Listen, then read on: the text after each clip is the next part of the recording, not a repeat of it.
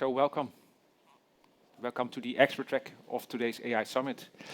Wow, I think 10 minutes ago I was not so nervous, but then I learned that the track was extended. So now I start to feel nervous to speak in front of this big audience. So my question for today was like, would AI be nervous for such sessions? Or are just only human? So the track of today is around human aspects of AI. But before we do that, I will quickly pivot into who is the AI Innovation Center. So I'm going to bore you with a lot of slides for the coming 40 minutes about the AI Innovation Center and what we do.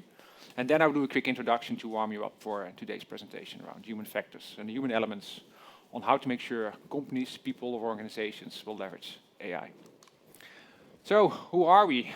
So the AI Innovation Center is part of the innovation agenda of the high-tech campus. And we are being founded by those 4 partners that you see in front of you, including, of course, the high-tech campus itself. We have a mission. We want to accelerate and drive adoption of artificial intelligence, leverage of data, as part of your ecosystem, your product development of your organization. So and how are we going to do that? So how will it help you on driving adoption as part of our campus ecosystem?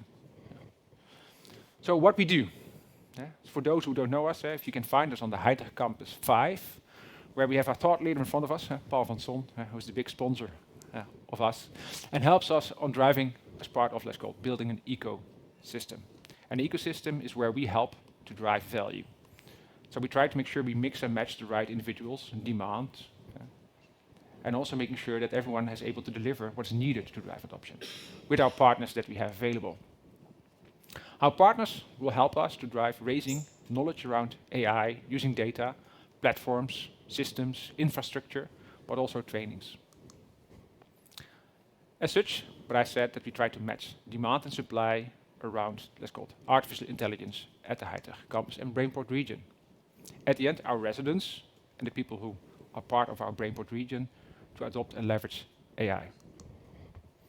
So what we do? Knowledge, capabilities, we organize events, we make sure that everything is available, ecosystem development, matchmaking.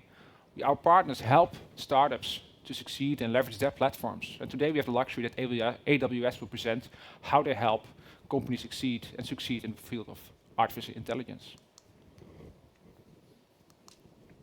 So we have a growing audience today, and I hope you will all join us going forward, that we have 2,000 active community members as part of our ecosystem. 11 AI international partners, 16 specialized residents around AI who are joining also here as today, and we have already more than 50 events organized, +1. Right? Quick, our partners who are here, who are part of our ecosystem and can be leveraged, also in your expertise and also supply, but also sometimes need services from you. And we have the luxury to work with a lot of partners in this ecosystem, where AWS will be presenting today.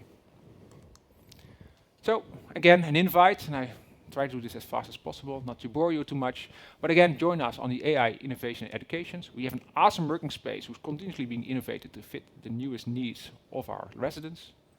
And we also develop and build partnerships to make sure if you are there, that you have direct access, low barriers, low social barriers, of reaching out to individuals or talking to individuals who are able to help you in driving adoption of artificial intelligence in your product development, your ecosystem, or your organization. So today, it's about a quick introduction. I have the luxury to introduce the topic around human-centered AI. The luxury, and also I need to say, on Monday I still feel the challenge, because I was like, okay, what will I now present? How can I really make an impact on how AI or data could help you transform? And the first thing I thought, I'm going to look into what's available on the market. I built a hype cycle. I go to Gartner, McKinsey, Forrester, and I will build something that you all know, right? So first of all, I think, how do I make it human-centered? How do I make it something that resonates for you? So first of all, I'm going to show you a picture the person on the picture should resemble me, but it's a few years ago. So this is me, who's sitting on my bike, right? I'm a little bit more skinnier than then. It saves roughly 20 kilos. So I was in the best shape of my life. It was 2015. I was competing in an event called Haute Route, where I was driving in 7 consecutive days from Nice to Geneva. It's already a long drive by car, but I can tell you it was 950 kilometers in 7 days. Who is a cyclist? Who has ever sat on a bike and have drove through the Alps? Okay. Who knows the La Marmotte? So La Marmotte is 175 kilometers, and you need to ascend 5 kilometers at a single day. Day 4 of this event was La Marmotte, and then you still need 3 days to cycle. So the topic that I want to pivot around here is that I need to do something around performance enhancement. I need to make sure that I knew who I was, and I need to make sure that I came to a level that I was able to, let's call it survive, because day 7 I survived it, right? It was no longer really enjoyable of this event. And I think what helped me in preparation for this event, it took me roughly 3 years to prepare, to be ready for this event, was data. So I leveraged data to enhance my performance. So what you see on my bike, for those who want to know, it's a Specialized. It's one of my favorite brands. I should be brand agnostic, so I will call Giant and others because it's live streamed. But I'm sitting here on my Specialized bike, right, who is being equipped with sensors. It's around, I have a power meter on it, something that raises heart rates. It calculates the temperature, and I need to learn who I am, right? So I collected a lot of data. You see in front of me my heart rate sensor. I need to be aware of everything that's going on. And I've learned something very important about this journey. And I learned something that what I feel and who I am and what I want to be is completely different. The data shows me something that I could not perform above 25 degrees Celsius.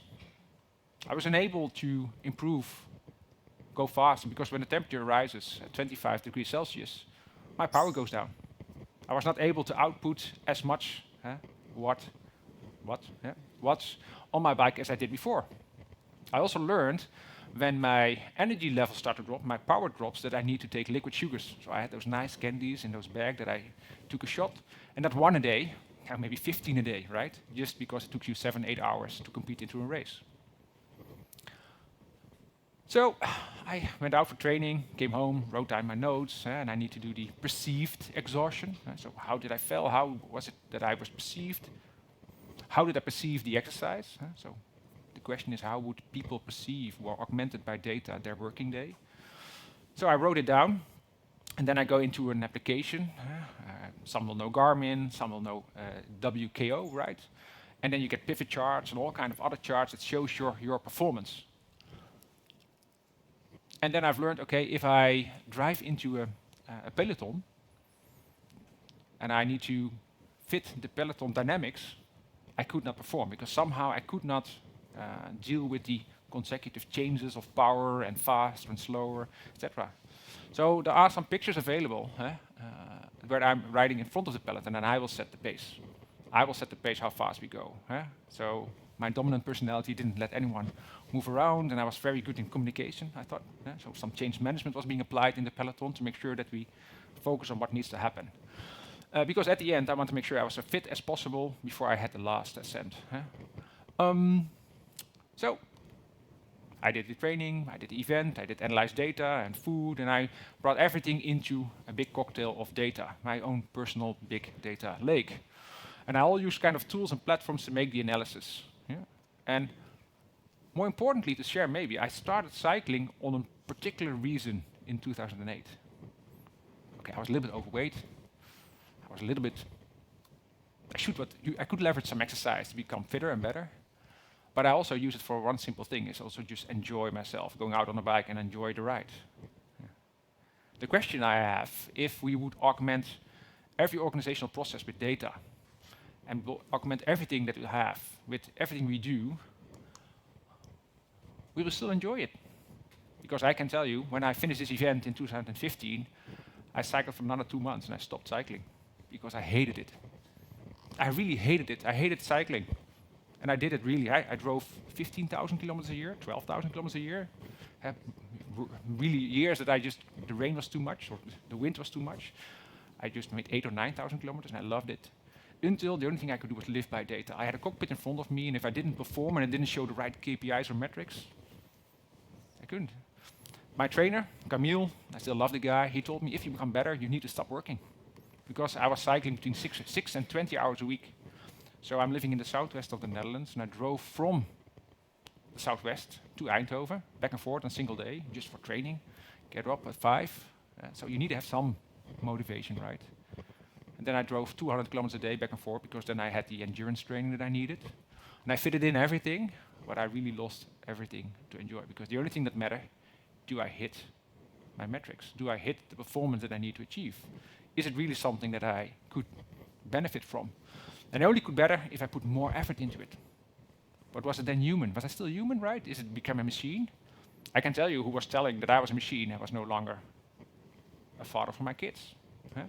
Right? I got really strong feedback of all kinds of it, but the data does matter. And I'm very curious today in this panel what we will find out if we help organizations become and enhance their performance.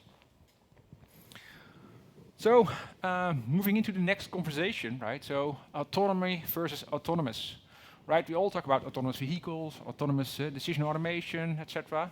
So I leveraged a lot of data. First of all, I didn't get anything of my cycling performance, nothing. I really didn't know what I thought. I started collecting more data, harvesting more data, temperature, tire pressure. You know that you will get on your bike and every single day you will pump them up to 8 bars because that's the right performance. Then you learn you need to do less because it's better.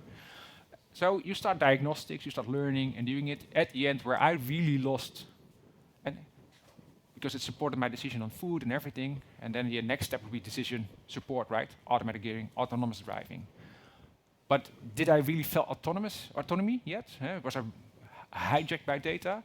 But I think this model is something that is scripts that many organizations will go through, right? They don't know what they have on data. They don't know what happens operationally in their supply chain, in their financial processes. And they will start collecting data, and eventually they would love to move to decision automation. And the human factor will become less, and less. Well, today we still flourish by being the hero, being the knowledge hero, being the champion into your organization. And therefore, I think it's important to take some consideration into mind for today's conversation, is that it's quite a gap to close. You need to be very mindful about the gap that you have human interaction, human champions, human knowledge, into full autonomous organizations. But I think it's still utopia, but it's quite close. I'm still nervous presenting here, but will AI or data really be nervous in presenting you all kind of information? I don't think so. So we need to be mindful. So we need to be mindful about the gap.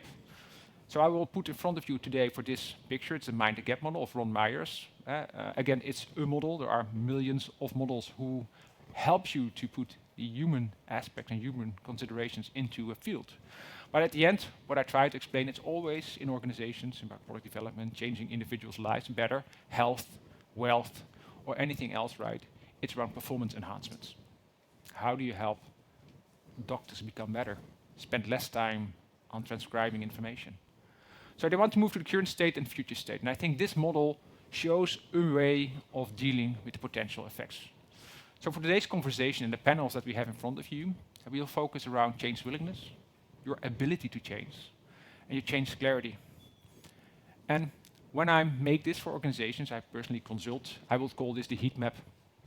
Sometimes they have contracts that doesn't allow them to benefit of making changes because they have a contract that does allow them to scale down their organization.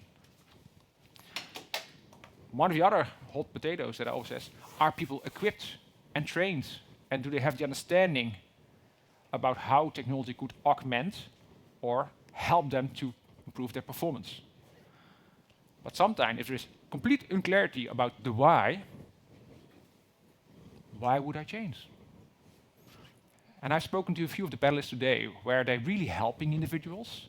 They will potentially find a lower change resistance. If you go into the mass transformation in large corporate, potentially you'll find a lot of willingness issues and clarity. So take this model in mind today on our conversation. And I hope we'll be able to address this one. For now, I'm going to hand over to the next presentation.